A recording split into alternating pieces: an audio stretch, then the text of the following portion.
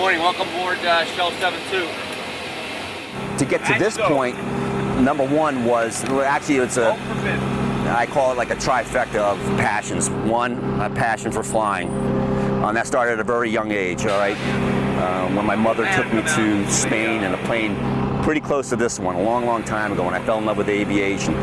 From that point, I wanted to be an airline pilot.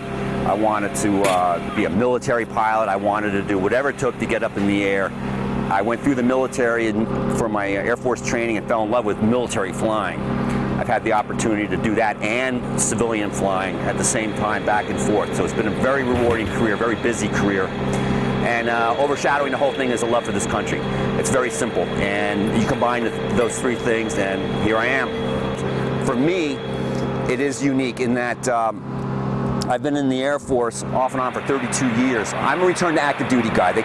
We're affectionately known as retreads, like taking an old tire and putting new rubber on it. I was on active duty. I separated from the Air Force for 6 or so years, came back to the Air National Guard, did that for 13 years. I had my first opportunity to come here. I separated from the Guard, and then I was offered the opportunity to come back on active duty. So I've been in the Air Force 3 different times.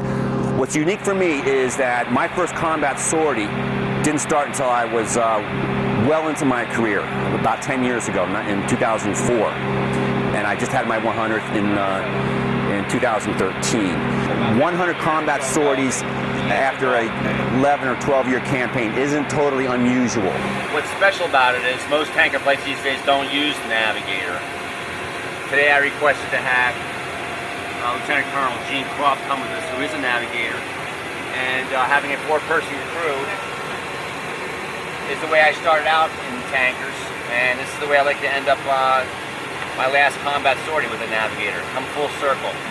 For me, it's special because I had my first one at age 45, and I had my last one at age 55. So for me, it's a milestone, and I can take that and put it away and maybe tell my grandkids about it someday. So for me, that's why it's unique.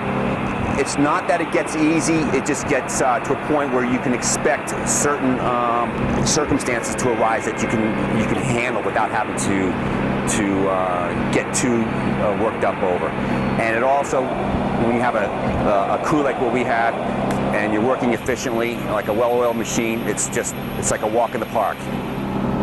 For me, to be able to come back twice, and especially this time, I just want everybody to understand how much of a privilege it is to be able to serve into your 40s and into your 50s. And when the Air Force affords a rare opportunity for guys like me to do that, it's win-win. You bring somebody with a lot of experience back, you let them come back for 3 or 4 years. I have a lot to share, I have a lot to offer. It's a win-win situation, so it's been a very, very positive experience for me coming back.